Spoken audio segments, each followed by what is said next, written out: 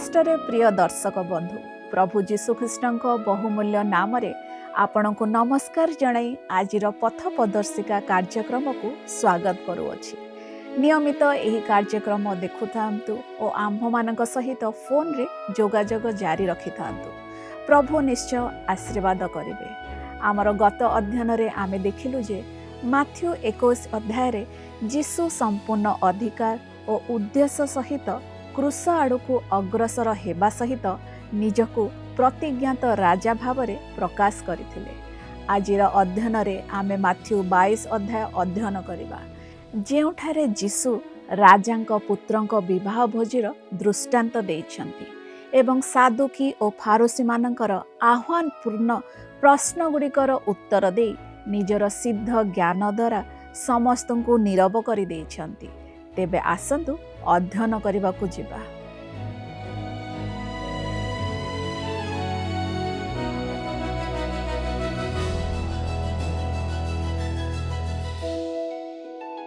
ଖ୍ରୀଷ୍ଟରେ ପ୍ରିୟ ଦର୍ଶକ ବନ୍ଧୁ ନମସ୍କାର। ପ୍ରଭୁ ଯୀଶୁଖ୍ରୀଷ୍ଟଙ୍କ ବହୁମୂଲ୍ୟ ନାମରେ ଆପଣଙ୍କୁ ଆଜିର ପଥପ୍ରଦର୍ଶିକା କାର୍ଯ୍ୟକ୍ରମକୁ ସ୍ୱାଗତ କରୁଅଛି। ଆଜି ଆମେ ଆଉ ଏକ ନୂଆ ବିଷୟ ଉପରେ ଅଧ୍ୟୟନ କରିବାକୁ ଯିବା। ତାହା ହେଲା ମାଥ୍ୟୁ ଲିଖିତ ସୁସମାଚାର ତାର 21 ପର୍ବ ତାର 33 ପଦରୁ 22 ପର୍ବର 46 ପଦର ଶେଷ ଯାଏ। ଗୃହକର୍ତ୍ତା ଏବଂ ତାଙ୍କ ଦ୍ରାକ୍ଷାକ୍ଷେତ୍ର। ଏହି ଦୃଷ୍ଟାନ୍ତରେ ଗୃହକର୍ତ୍ତା ପିତା ପରମେଶ୍ୱରଙ୍କୁ ପ୍ରତିନିଧିତ୍ୱ କରନ୍ତି ଏବଂ ପୁତ୍ର ହେଉଛନ୍ତି ପ୍ରଭୁ ଯୀଶୁଖ୍ରୀଷ୍ଟ ଏବଂ କୃଷକମାନେ ଇସ୍ରାଏଲର ଏକ ଚିତ୍ର। ମାଥ୍ୟୁ 21 ପର୍ବ ତାର 33ରୁ 38 ପଦରେ ଲେଖା ଅଛି, ଆଉ ଗୋଟିଏ ଦୃଷ୍ଟାନ୍ତ ଶୁଣ। ଜଣେ ଗୃହକର୍ତ୍ତା ଥିଲେ, ସେ ଗୋଟିଏ ଦ୍ରାକ୍ଷାକ୍ଷେତ୍ର କରି ଚାରିଆଡ଼େ ବାଡ଼ ଦେଲେ ଓ ତହିଁ ମଧ୍ୟରେ ଦ୍ରାକ୍ଷାକୁଣ୍ଡ ଖୋଳି ପ୍ରହରୀ ଗୃହ ନିର୍ମାଣ କଲେ। ପୁଣି କୃଷକମାନଙ୍କୁ ସେହି କ୍ଷେତ୍ର ଭାଗରେ ଦେଇ ବିଦେଶକୁ ଗମନ କଲେ। ପରେ ଫଳର ସମୟ ସନ୍ନିକଟ ହୁଅନ୍ତି ସେ ଆପଣା ଫଳ ପାଇବା ପାଇଁ କୃଷକମାନଙ୍କ ପାଖକୁ ନିଜ ଦାସମାନଙ୍କୁ ପଠାଇଲେ। କିନ୍ତୁ କୃଷକମାନେ ତାଙ୍କ ଦାସମାନଙ୍କୁ ଧରି ଜଣକୁ ପ୍ରହାର କଲେ, ଅନ୍ୟ ଜଣକୁ ବଧ କଲେ, ପୁଣି ଆଉ ଜଣକୁ ପଥର ଫୋପାଡ଼ି ମାରି ପକାଇଲେ। ପୁନଶ୍ଚ ସେ ପ୍ରଥମ ଥର ଅପେକ୍ଷା ଅଧିକ ସଂଖ୍ୟକ ଦାସ ପଠାଇଲେ, ଆଉ ସେମାନେ ସେମାନଙ୍କ ପ୍ରତି ସେହି ପ୍ରକାର କଲେ। କିନ୍ତୁ ମୋର ପୁଅକୁ ସେମାନେ ମାନ୍ୟ କରିବେ, ଏହା କହି ସେ ପରେ ଆପଣା ପୁତ୍ରଙ୍କୁ ସେମାନଙ୍କ ନିକଟକୁ ପଠାଇଲେ। ମାତ୍ର ସେହି କୃଷକମାନେ ପୁତ୍ରଙ୍କୁ ଦେଖି ପରସ୍ପର କହିଲେ, ଏ ତ ଉତ୍ତରାଧିକାରୀ, ଆସ ଏହାକୁ ବଧ କରି ଆମ୍ଭେମାନେ ଏହାର ଅଧିକାର ହସ୍ତଗତ କରୁ। ଏହା ହେଉଛି ପ୍ରଭୁ ଯୀଶୁ ଏପର୍ଯ୍ୟନ୍ତ ଦେଇଥିବା ସବୁଠାରୁ ସ୍ପଷ୍ଟ ଦୃଷ୍ଟାନ୍ତ। ଏହା ଧର୍ମଗୁରୁ ଓ ଧର୍ମୀୟ ଶାସନକର୍ତ୍ତାମାନଙ୍କ ପ୍ରତି ତାଙ୍କର ଶେଷ ଚେତାବନୀ। ଯେତେବେଳେ ଦୃଷ୍ଟାନ୍ତରେ ସେ କହିଥିଲେ, କିନ୍ତୁ ସର୍ବଶେଷରେ ସେ ତାଙ୍କ ପୁତ୍ରଙ୍କୁ ସେମାନଙ୍କ ନିକଟକୁ ପଠାଇଲେ। ସେହି ପୁତ୍ର ବର୍ତ୍ତମାନ ସେମାନଙ୍କ ସମ୍ମୁଖରେ ଠିଆ ହୋଇ ସେମାନଙ୍କୁ ଦୃଷ୍ଟାନ୍ତ କହୁଛନ୍ତି। ସେମାନେ ଏହା ଶୁଣି ପରମେଶ୍ୱରଙ୍କ ପୁତ୍ରଙ୍କୁ କ'ଣ କରିବେ? ସେ ବର୍ତ୍ତମାନ ସେମାନଙ୍କୁ କହୁଛନ୍ତି ଯେ ସେମାନଙ୍କ ହୃଦୟରେ କ'ଣ ଅଛି। ମାଥ୍ୟୁ 21 ପର୍ବ ତାର 39 ପଦରେ ଲେଖା ଅଛି, ଆଉ ସେମାନେ ତାଙ୍କୁ ଧରି ଦ୍ରାକ୍ଷାକ୍ଷେତ୍ରର ବାହାରେ ପକାଇ ବଧ କଲେ। ଏହା ସେହି ଲୋକମାନଙ୍କ ପାଇଁ ଅତି ଆଶ୍ଚର୍ଯ୍ୟଜନକ ଥିଲା। ମାଥ୍ୟୁ 21 ପର୍ବ ତାର 40 ଏବଂ 41 ପଦରେ ଲେଖା ଅଛି, ଅତଏବ ଯେତେବେଳେ ସେହି ଦ୍ରାକ୍ଷାକ୍ଷେତ୍ରର କର୍ତ୍ତା ଆସିବେ, ସେତେବେଳେ ସେହି କୃଷକମାନଙ୍କ ପ୍ରତି ସେ କ'ଣ କରିବେ? ସେମାନେ ତାହାଙ୍କୁ କହିଲେ, ସେ ସେହି ଦୁଷ୍ଟମାନଙ୍କୁ ଦାରୁଣ ଭାବରେ ବିନାଶ କରିବେ ଓ ଯେଉଁ ଅନ୍ୟ କୃଷକମାନେ ତାଙ୍କୁ ଯଥା ସମୟରେ ଫଳ ଯୋଗାଇବେ ସେମାନଙ୍କୁ ଦ୍ରାକ୍ଷାକ୍ଷେତ୍ର ଭାଗରେ ଦେବେ। ଅନ୍ୟ କୃଷକମାନେ ତାଙ୍କୁ ଯଥା ସମୟରେ ଫଳ ଯୋଗାଇବେ, ସେମାନଙ୍କୁ ଦ୍ରାକ୍ଷାକ୍ଷେତ୍ର ଭାଗରେ ଦେବେ। ବର୍ତ୍ତମାନ ସେ ସେମାନଙ୍କ ପୁରାତନ ନିୟମରେ ତାଙ୍କ ବିଷୟରେ ଉଦ୍ଧୃତ ପ୍ରସ୍ତର ସହିତ ନିଜକୁ ତୁଳନା କରୁଛନ୍ତି। ମାଥ୍ୟୁ 21 ପର୍ବ ତାର 42 ଏବଂ 43 ପଦରେ ଲେଖା ଅଛି, ଯୀଶୁ ସେମାନଙ୍କୁ କହିଲେ, ତୁମ୍ଭେମାନେ କି କେବେ ହେଁ ଧର୍ମଶାସ୍ତ୍ରରେ ଏହି କଥା ପାଠ କରିନାହଁ? ଗୃହ ନିର୍ମାଣକାରୀମାନେ ଯେଉଁ ପ୍ରସ୍ତରକୁ ଅଗ୍ରାହ୍ୟ କଲେ, ତାହା କୋଣର ପ୍ରଧାନ ପ୍ରସ୍ତର ହେଲା। ପ୍ରଭୁଙ୍କଠାରୁ ଏହା ହେଲା, ଆଉ ତାହା ଆମମାନଙ୍କ ଦୃଷ୍ଟିରେ ଆଶ୍ଚର୍ଯ୍ୟଜନକ। ଏଣୁ ମୁଁ ତୁମମାନଙ୍କୁ କହୁଅଛି, ଈଶ୍ୱରଙ୍କ ରାଜ୍ୟ ତୁମମାନଙ୍କଠାରୁ କାଢ଼ି ନିଆଯିବ, ପୁଣି ଯେଉଁ ଜାତି ସେଥିର ଫଳ ଫଳିବ ତାହାକୁ ଦିଆଯିବ। ଏହା ଧ୍ୟାନ ଦେବା ଆକର୍ଷଣୀୟ ଯେ ପ୍ରଭୁ ଯୀଶୁ ସ୍ୱର୍ଗରାଜ୍ୟର ଉକ୍ତିକୁ ପରମେଶ୍ୱରଙ୍କର ରାଜ୍ୟରେ ପରିବର୍ତ୍ତନ କରିଛନ୍ତି। ମୁଁ ଅନୁଭବ କରୁଛି ଯେ ସେ ବର୍ତ୍ତମାନ ବୃହତ୍ ଶବ୍ଦ ବ୍ୟବହାର କରୁଛନ୍ତି, କାରଣ ସେ ଅଣଜିହୁଦୀମାନଙ୍କୁ ଏବଂ ତାଙ୍କ ପାଖକୁ ଆସୁଥିବା ସମସ୍ତଙ୍କୁ ଏହି ରାଜ୍ୟରେ ଅନ୍ତର୍ଭୁକ୍ତ କରିବାକୁ ପ୍ରସ୍ତୁତ ହେଉଛନ୍ତି। କିନ୍ତୁ ତୁମ୍ଭେମାନେ ଏକ ମନୋନୀତ ବଂଶ, ଏକ ରାଜକୀୟ ଯାଜକ ବର୍ଗ, ଏକ ପବିତ୍ର ଜାତି, ଈଶ୍ୱରଙ୍କ ନିଜସ୍ୱ ପ୍ରଜା, ଯେପରି ତୁମ୍ଭେମାନେ ତାଙ୍କର ଗୁଣକୀର୍ତ୍ତନ କରିବ, ଏଥିପାଇଁ ସେ ତୁମମାନଙ୍କୁ ଅନ୍ଧକାରରୁ ତାଙ୍କ ଆଶ୍ଚର୍ଯ୍ୟଜନକ ଆଲୋକ ମଧ୍ୟକୁ ଆହ୍ୱାନ କରିଛନ୍ତି। ପ୍ରଥମ ପିତର 2 ପର୍ବ ତାର 9 ପଦରେ ଲେଖା ଅଛି, ମଣ୍ଡଳୀ ହେଉଛି ସେହି ପବିତ୍ର ଜାତି। ମାଥ୍ୟୁ 21 ପର୍ବ ତାର 44 ପଦରେ ଲେଖା ଅଛି, ଆଉ ଯେ କେହି ପ୍ରସ୍ତର ଉପରେ ପଡ଼ିବ ସେ ଖଣ୍ଡ ବିଖଣ୍ଡ ହେବ, ପୁଣି ଏହି ପ୍ରସ୍ତର ଯାହା ଉପରେ ପଡ଼ିବ ତାହାକୁ ତାହା ଚୂର୍ଣ୍ଣ ବିଚୂର୍ଣ୍ଣ କରିବ। ଯେ କେହି ଏହି ପଥର ଉପରେ ପଡ଼ିବ ସେ ଭାଙ୍ଗିଯିବ। ଏହା ଖ୍ରୀଷ୍ଟଙ୍କ ପ୍ରଥମ ଆଗମନ ସହିତ ଜଡ଼ିତ। ସେ ହେଉଛନ୍ତି ସେହି ପ୍ରସ୍ତର ଯାହା ଉପରେ ମଣ୍ଡଳୀ ନିର୍ମିତ, କାରଣ ସ୍ଥାପିତ ମୂଳଦୁଆ ବ୍ୟତୀତ ଅନ୍ୟ କୌଣସି ମୂଳଦୁଆ କେହି ସ୍ଥାପନ କରିପାରେ ନାହିଁ। ତାହା ହେଉଛି ଯୀଶୁଖ୍ରୀଷ୍ଟ। ପ୍ରଥମ କରନ୍ଥୀୟ 3 ପର୍ବ ତାର 11 କୁହେ, ସେହି ପଥର ଉପରେ ପଡ଼ିବା ହେଉଛି ଏହି ଅନୁଗ୍ରହର ଦିନରେ ପରିତ୍ରାଣ ପାଇବା ପାଇଁ ଖ୍ରୀଷ୍ଟଙ୍କ ନିକଟକୁ ଆସିବା। ଖ୍ରୀଷ୍ଟଙ୍କୁ ପ୍ରତ୍ୟାଖ୍ୟାନ କରିବା ହେଉଛି ଦାନିଏଲଙ୍କ ଭବିଷ୍ୟବାଣୀ ଅନୁଯାୟୀ ବିଚାରର ପଥର ଉପରେ ପଡ଼ିବା। ଦାନିଏଲ 2 ପର୍ବ ତାର 34 ଏବଂ 44 ଏବଂ 45 ଦେଖନ୍ତୁ, ଯାହା ଖ୍ରୀଷ୍ଟଙ୍କ ଦ୍ୱିତୀୟ ଆଗମନକୁ ଦର୍ଶାଏ।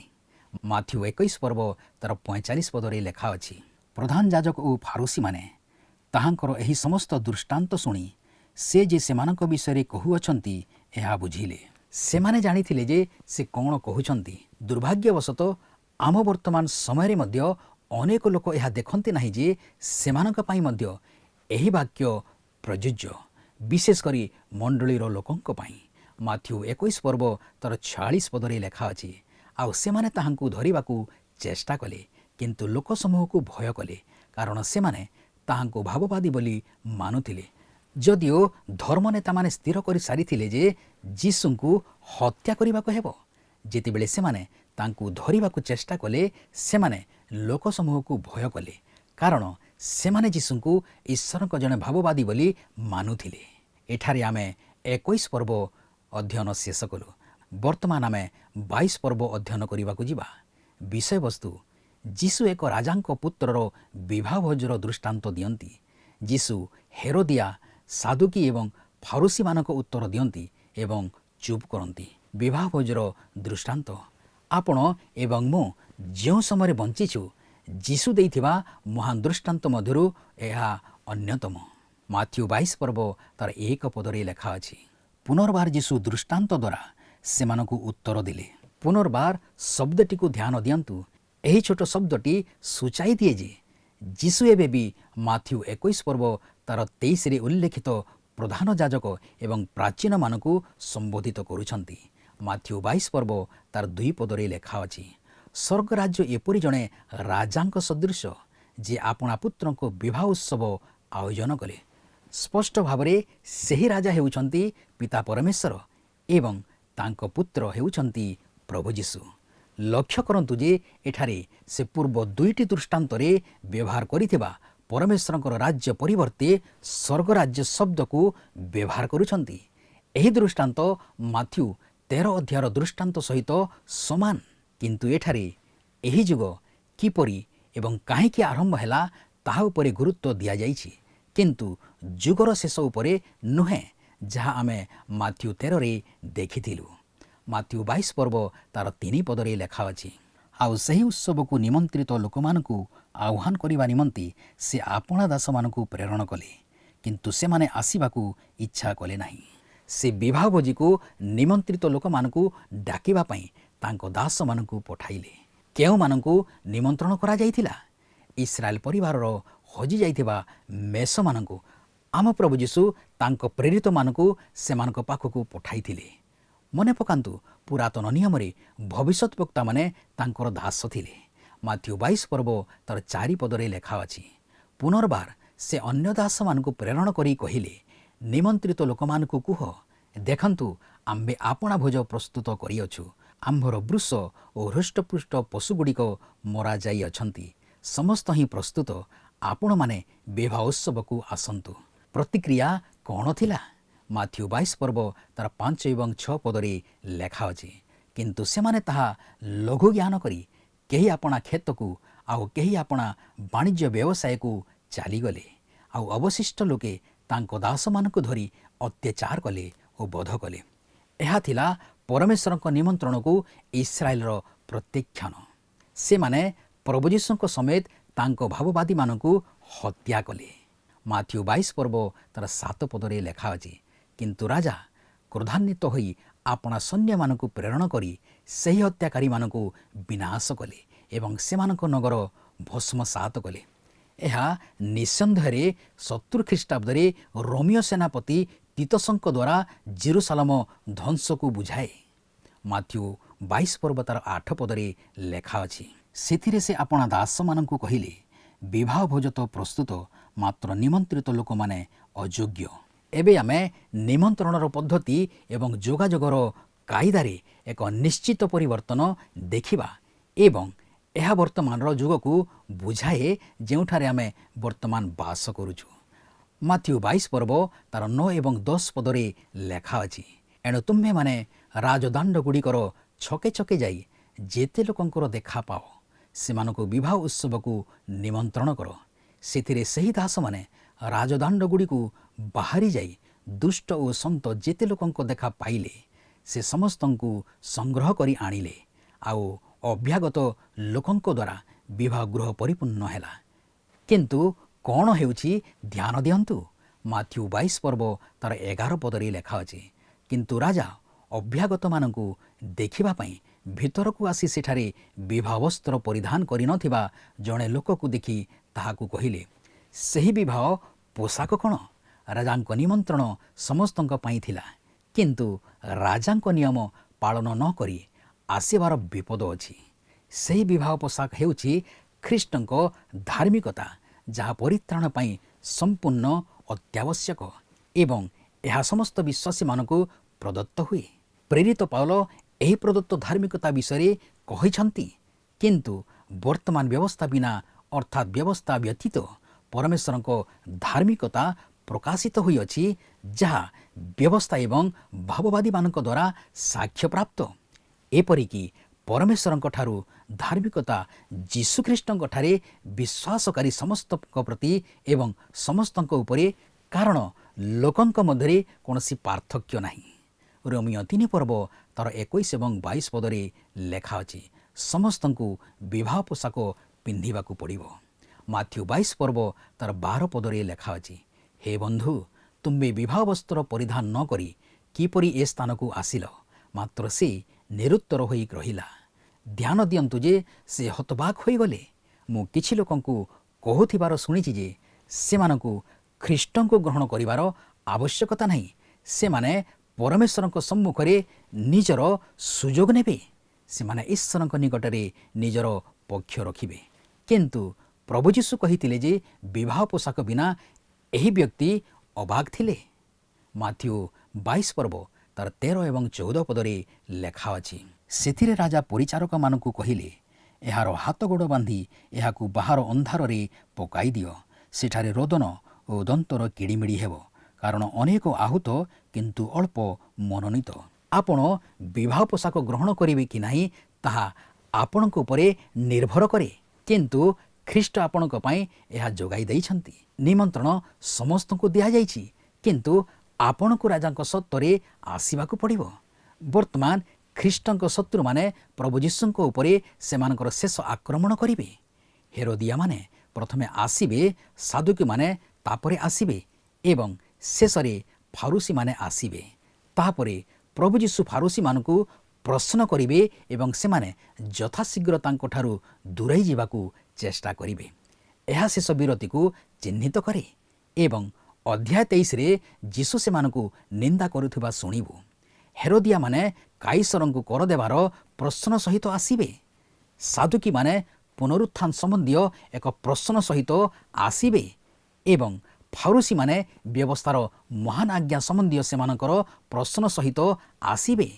ପ୍ରଭୁ ଯୀଶୁ ଏହି ଲୋକମାନଙ୍କୁ କିପରି ଆଶ୍ଚର୍ଯ୍ୟ ଭାବେ ଉତ୍ତର ଦିଅନ୍ତି ତାହା ଆମେ ଦେଖିବା। ସେ ତାଙ୍କ ଶତ୍ରୁମାନଙ୍କୁ କିପରି ଉତ୍ତର ଦିଅନ୍ତି ଓ ବ୍ୟବହାର କରନ୍ତି ତାହା ତାଙ୍କ ଈଶ୍ୱରତ୍ୱର ଗୋଟିଏ ପ୍ରମାଣ ବୋଲି ମୁଁ ବିବେଚନା କରେ। ଯୀଶୁ ହେରୋଦିଆମାନଙ୍କୁ ଉତ୍ତର ଦିଅନ୍ତି। ହେରୋଦିଆମାନେ ତାଙ୍କ ପାଖକୁ ଏକ ପ୍ରଶ୍ନ ନେଇ ଆସନ୍ତି ଯାହା ପ୍ରକୃତରେ ସେମାନଙ୍କର ନିର୍ଦ୍ଦିଷ୍ଟ ସ୍ଥିତି ସହିତ ଜଡ଼ିତ। ସେମାନେ ଏକ ରାଜନୈତିକ ଦଳ ଥିଲେ ଯେଉଁମାନେ ହେରୋଦଙ୍କ ରାଜ ପରିବାରକୁ ସମର୍ଥନ କରୁଥିଲେ ଏବଂ ରୋମ ଶାସନ କବଳରୁ ସେହି ପରିବାର ସେମାନଙ୍କୁ ଉଦ୍ଧାର କରିବ ବୋଲି ଆଶା କରୁଥିଲେ। ମୁଁ ଭାବୁନାହିଁ ଯେ ହେରୋଦିଆମାନଙ୍କୁ ଏକ ଧାର୍ମିକ ଦଳ ଭାବରେ ବିବେଚନା କରାଯାଇପାରିବ, କାରଣ ସେମାନେ ଦୃଢ଼ ରାଜନୈତିକ ଥିଲେ। ତଥାପି ଫାରୁସୀମାନେ ସେମାନଙ୍କୁ ବ୍ୟବହାର କରୁଥିଲେ ଏବଂ ଏହା ସମ୍ଭବ ଯେ ଅନେକ ଫାରୁସୀ ହେରୋଦିଆ ଥିଲେ। ଧ୍ୟାନ ଦିଅନ୍ତୁ ଯେ ଫାରୁସୀମାନେ ପ୍ରଭୁ ଯୀଶୁଙ୍କ ଉପରେ ଏହି ପ୍ରଥମ ଆକ୍ରମଣକୁ ଉସୁକାନ୍ତି। ମାଥ୍ୟୁ 22 ପର୍ବ ତାର 15-17 ପଦରେ ଲେଖା ଅଛି, ସେତେବେଳେ ଫାରୁସୀମାନେ ଯାଇ ତାହାଙ୍କୁ ବାକ୍ୟ ଦ୍ୱାରା ଫାନ୍ଦରେ ପକାଇବା ନିମନ୍ତେ ମନ୍ତ୍ରଣା କଲେ। ଆଉ ସେମାନେ ହେରୋଦିୟମାନଙ୍କ ସହିତ ଆପଣା ଶିଷ୍ୟମାନଙ୍କୁ ତାହାଙ୍କ ନିକଟକୁ କହି ପଠାଇଲେ, ହେ ଗୁରୁ, ଆମ୍ଭେମାନେ ଜାଣୁ ଆପଣ ସତ୍ୟ ଏବଂ ସତ୍ୟ ରୂପେ ଈଶ୍ୱରଙ୍କ ମାର୍ଗ ଶିକ୍ଷା ଦିଅନ୍ତି, ପୁଣି କାହାରିକି ଭୟ କରନ୍ତି ନାହିଁ, କାରଣ ଆପଣ ମନୁଷ୍ୟର ମୁଖାପେକ୍ଷା କରନ୍ତି ନାହିଁ। ଅତଏବ ଆମମାନଙ୍କୁ କୁହନ୍ତୁ, ଆପଣଙ୍କର ମତ କ'ଣ? କାଇସରଙ୍କୁ କର ଦେବା ବିଧିସଙ୍ଗତ କି ନା? ନିଶ୍ଚିତ ଭାବରେ ସେମାନେ ତାଙ୍କ ମତାମତ ଚାହୁଁନଥିଲେ। ସେମାନଙ୍କର ନିଜସ୍ୱ ଉତ୍ତର ଥିଲା। ଏହା କେବଳ ଏକ ଚତୁର ପ୍ରଶ୍ନ ଥିଲା। ଯଦି ସେ କହିଥାନ୍ତେ, ନା, ତୁମେ କାଇସରଙ୍କୁ କର ଦେବା ଉଚିତ ନୁହେଁ, ତାଙ୍କୁ ରୋମର ବିଶ୍ୱାସଘାତକ ବୋଲି ଅଭିଯୋଗ କରାଯାଇଥାନ୍ତା ଏବଂ ରୋମ ସେତେବେଳେ ଇସ୍ରାଏଲ ଉପରେ ଶାସନ କରୁଥିଲା। ଯଦି ସେ କହିଥାନ୍ତେ, ହଁ, ତୁମେ କାଇସରଙ୍କୁ କର ଦେବା ଉଚିତ, ତେବେ ସେ ପ୍ରକୃତ ମସିହ ହୋଇପାରିବେ ନାହିଁ। ସେମାନେ ଭାବୁଥିଲେ ଯେ ସେମାନେ ଯୀଶୁଙ୍କୁ ଏକ ଜଟିଳ ସମସ୍ୟାରେ ପକାଇବେ। ମାଥ୍ୟୁ 22 ପର୍ବ ତାର 18 ପଦରେ ଲେଖା ଅଛି, କିନ୍ତୁ ଯୀଶୁ ସେମାନଙ୍କର ଦୁଷ୍ଟତା ଜାଣି କହିଲେ, ରେ କପଟିମାନେ, କାହିଁକି ମୋତେ ପରୀକ୍ଷା କରୁଅଛ? ଯୀଶୁ ସେମାନଙ୍କୁ କପଟି ବୋଲି ସମ୍ବୋଧନ କରୁଛନ୍ତି। ବାସ୍ତବରେ ସେମାନେ ତାହା ହିଁ ଥିଲେ। ମାଥ୍ୟୁ 22 ପର୍ବ ତାର 19 ପଦରେ ଲେଖା ଅଛି, ସେହି କରର ମୁଦ୍ରା ମୋତେ ଦେଖାଅ। ତହିଁରେ ସେମାନେ ତାହାଙ୍କ ପାଖକୁ ଗୋଟିଏ ଅଧୂଳି ଆଣିଲେ। ଏହା ଧ୍ୟାନ ଦେବା ଯୋଗ୍ୟ ଯେ ସେ ସେମାନଙ୍କ ମୁଦ୍ରା ହିଁ ବ୍ୟବହାର କରିଥିଲେ। ମୁଁ କେତେଥର ଭାବିଛି ଯେ ଯୀଶୁ ତାଙ୍କ ନିଜ ମୁଦ୍ରା କାହିଁକି ବ୍ୟବହାର କଲେ ନାହିଁ? ହୁଏତ ତାଙ୍କ ପାଖରେ କିଛି ମୁଦ୍ରା ନଥିଲା। ମାଥ୍ୟୁ 22 ପର୍ବ ତାର 20 ପଦରେ ଲେଖା ଅଛି, ସେ ସେମାନଙ୍କୁ ପଚାରିଲେ, ଏହି ମୂର୍ତ୍ତି ଓ ନାମ କାହାର? ସେମାନେ ରୋମାନ ସରକାରଙ୍କ ସ୍ୱୀକୃତି ମୁଦ୍ରା ବ୍ୟବହାର କରୁଥିଲେ ଏବଂ ଏଠାରେ ଏକ ରୋମାନ ମୁଦ୍ରା ଥିଲା। ମାଥ୍ୟୁ 22 ପର୍ବ ତାର 21 ପଦରେ ଲେଖା ଅଛି, ସେମାନେ କହିଲେ, କାଇସରଙ୍କର। ସେଥିରେ ସେ ସେମାନଙ୍କୁ କହିଲେ, ତେବେ କାଇସରଙ୍କର ଯାହା ତାହା କାଇସରଙ୍କୁ ଦିଅ, ପୁଣି ଈଶ୍ୱରଙ୍କର ଯାହା ତାହା ଈଶ୍ୱରଙ୍କୁ ଦିଅ। ଏହା ଏକ ଆଶ୍ଚର୍ଯ୍ୟଜନକ ଉତ୍ତର, କାରଣ ଏଥିରେ କେବଳ ସେମାନଙ୍କର ପ୍ରଶ୍ନର ଉତ୍ତର ଦେବା ଅପେକ୍ଷା ଅଧିକ କିଛି ସମ୍ପୃକ୍ତ। ଏହା ବ୍ୟତୀତ ସେ କହୁଛନ୍ତି ଯେ ସେମାନେ କାଇସରଙ୍କର କିଛି ଋଣୀ ଥିଲେ। ସେମାନେ ତାଙ୍କ ମୁଦ୍ରା ବ୍ୟବହାର କରୁଥିଲେ। ସେମାନେ ରୋମୀୟ ରାସ୍ତାରେ ଚାଲୁଥିଲେ ଏବଂ ରୋମ ସେମାନଙ୍କୁ କିଛି ପରିମାଣରେ ଶାନ୍ତି ଯୋଗାଇଥିଲା।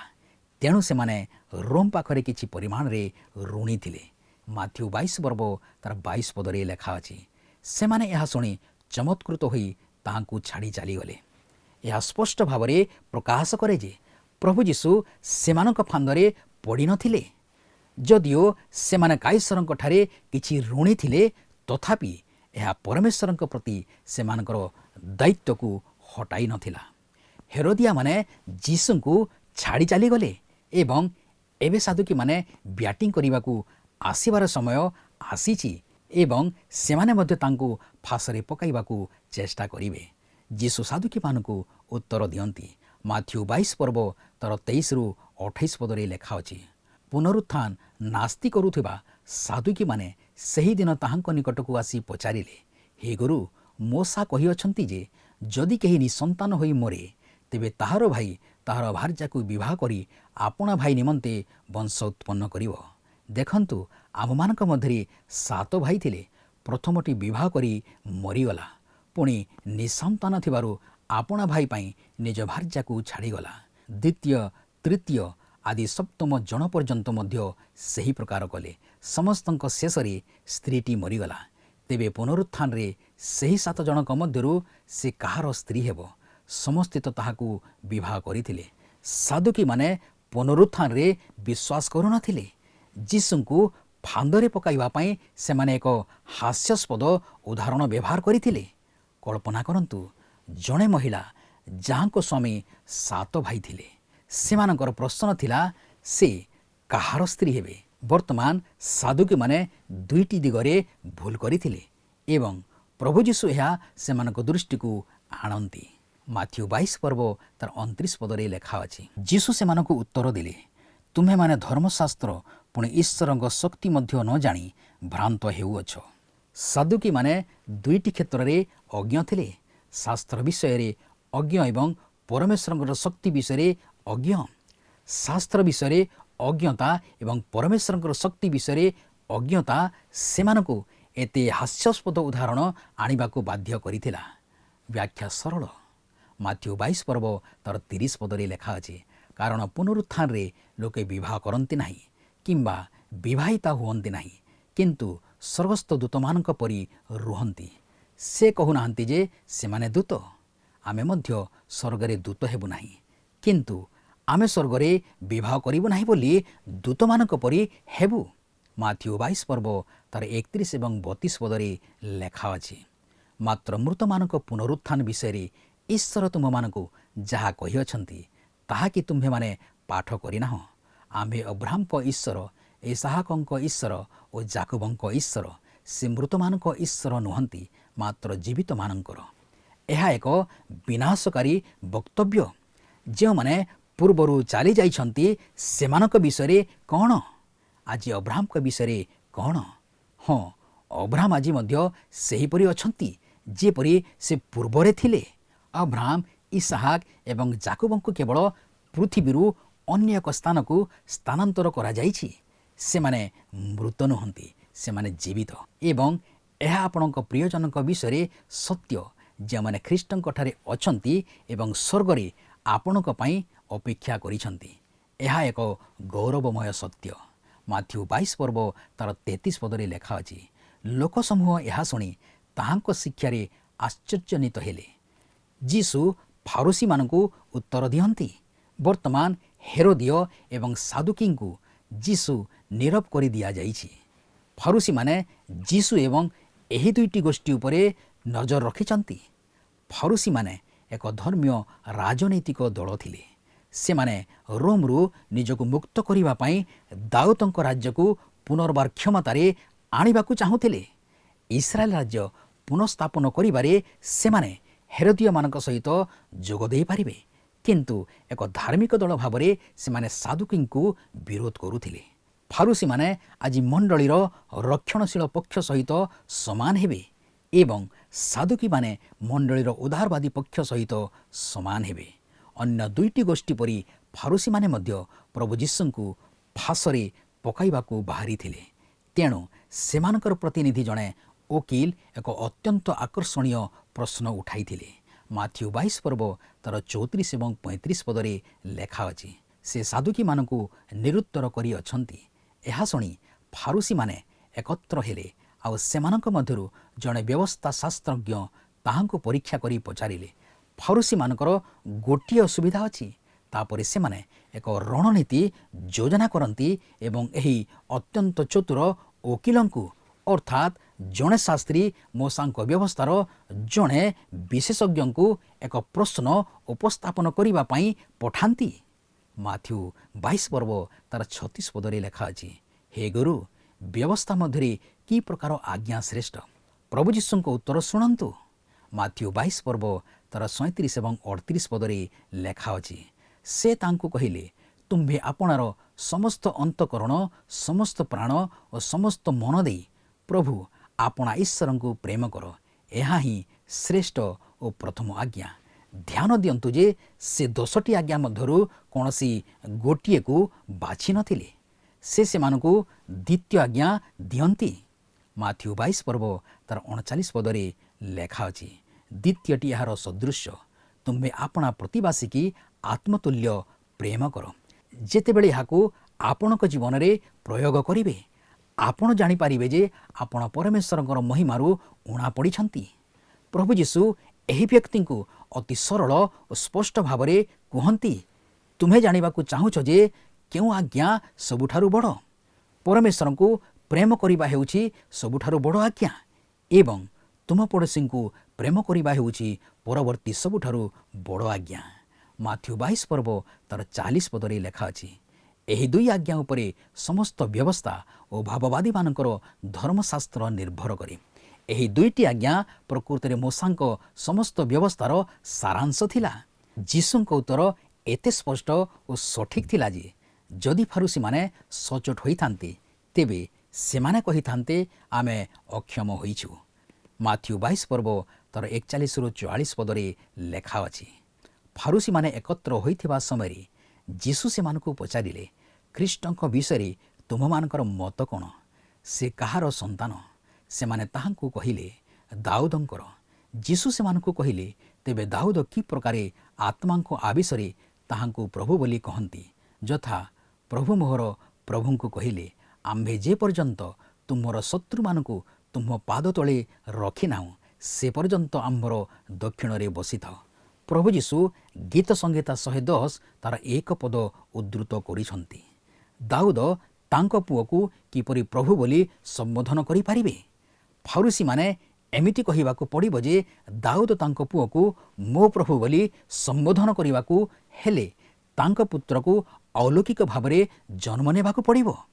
ମାଥ୍ୟୁ 22 ପର୍ବ ତାର 45 ପଦରେ ଲେଖା ଅଛି, ଅତଏବ ଦାଉଦ ଯଦି ତାହାଙ୍କୁ ପ୍ରଭୁ ବୋଲି କହନ୍ତି ତେବେ ସେ କି ପ୍ରକାରେ ତାହାଙ୍କର ସନ୍ତାନ? ଏହା ହେଉଛି ଏକ ଅନୁସନ୍ଧାନମୂଳକ ପ୍ରଶ୍ନ ଯାହା ପ୍ରଭୁ ଯୀଶୁ ଫାରୁସୀମାନଙ୍କୁ ପ୍ରଶ୍ନ କରିଥିଲେ। ଏହି ପ୍ରଶ୍ନରେ ଅନେକ ସୂଚନାତ୍ମକ ରହସ୍ୟ ରହିଛି ଯାହା ଅତ୍ୟନ୍ତ ଜଟିଳ। ମାଥ୍ୟୁ 22 ପର୍ବ ତାର 46 ପଦରେ ଲେଖା ଅଛି, ସେଥିରେ କେହି ତାଙ୍କୁ ପଦେ ହେଲେ ଉତ୍ତର ଦେଇପାରିଲେ ନାହିଁ। ପୁଣି ସେହିଦିନଠାରୁ କେହି ତାହାଙ୍କୁ ଆଉ ପ୍ରଶ୍ନ ପଚାରିବାକୁ ସାହସ କଲେ ନାହିଁ। ଏହାପରେ ସେମାନେ ତାଙ୍କ ଉପରେ ଆଉ କୌଣସି ଯୁକ୍ତି ତର୍କରେ ଆକ୍ରମଣ କଲେ ନାହିଁ, କିନ୍ତୁ ସେମାନେ ତାଙ୍କୁ ହତ୍ୟା କରିବାକୁ ସ୍ଥିର କରିସାରିଥିଲେ ଏବଂ ଆଗକୁ ସେହି ଦିଗକୁ ସେମାନେ ଯାଉଛନ୍ତି। ସେମାନେ ଦେଖିଲେ ଯେ ସେମାନେ ତାଙ୍କ ପ୍ରଶ୍ନର ଉତ୍ତର ଦେଇପାରିବେ ନାହିଁ। ଏହା ଯୀଶୁଙ୍କ ଈଶ୍ୱରତ୍ୱର ଏକ ମହାନ ପ୍ରମାଣ ଅଟେ। ଦର୍ଶକ ବନ୍ଧୁ, ମୁଁ ଆଶା କରେ ଆଜିର ଅଧ୍ୟୟନଟି ଆପଣଙ୍କୁ ନିଶ୍ଚୟ ଭଲ ଲାଗିଥିବ। ଆପଣଙ୍କ ଠାରୁ ବିଦାୟ ନେବା ପୂର୍ବରୁ ଆସନ୍ତୁ ପ୍ରାର୍ଥନା କରିବା। ପବିତ୍ର ମଙ୍ଗଳମୟ ସ୍ୱର୍ଗସ୍ଥ ପିତା, ଆମେ ତୁମକୁ ଧନ୍ୟବାଦ ଦେଉଛୁ। ଆଜିର ସୁନ୍ଦର ବାକ୍ୟ ଦ୍ୱାରା ଆମମାନଙ୍କୁ ତୁମେ କଥା କହିଅଛ। ପବିତ୍ର ପ୍ରିୟ ପ୍ରଭୁ, ଆଜିର ବାକ୍ୟ ମଧ୍ୟରେ ଯାହା କିଛି ପ୍ରଭୁ ଆମେ ଶିକ୍ଷା ଲାଭ କରିଅଛୁ ସେ ସମସ୍ତ ବିଷୟକୁ ପୁଙ୍ଖାନୁପୁଙ୍ଖ ଭାବରେ ବୁଝିବା ନିମନ୍ତେ ଆମମାନଙ୍କୁ ତୁମେ ସାହାଯ୍ୟ କର। ଗୌରବ, ସମ୍ଭ୍ରମ, ମହିମା କେବଳ ତୁମକୁ ଦେଇ ପ୍ରଭୁ ଯୀଶୁଙ୍କର ବହୁମୂଲ୍ୟ ନାମରେ ଏହି ପ୍ରାର୍ଥନା ଉତ୍ସର୍ଗ କରୁଅଛୁ। ଆମେନ୍। ବହୁତ ବହୁତ ଧନ୍ୟବାଦ। ପ୍ରଭୁ ଆପଣମାନଙ୍କୁ ଆଶୀର୍ବାଦ କରନ୍ତୁ।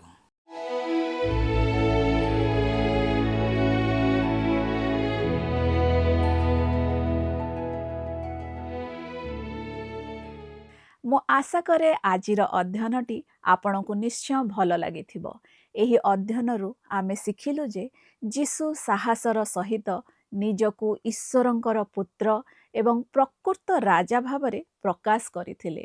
ପରବର୍ତ୍ତୀ ଅଧ୍ୟୟନରେ ଆମେ ଯେଉଁଠାରେ ଯୀଶୁ ସାଧାରଣ ଜନତାଙ୍କୁ ଅଧ୍ୟାପକ ଓ ଫାରୁସୀମାନଙ୍କ ବିଷୟରେ ସତର୍କ କରାଉଛନ୍ତି ତାହା ଆଲୋଚନା କରିବା।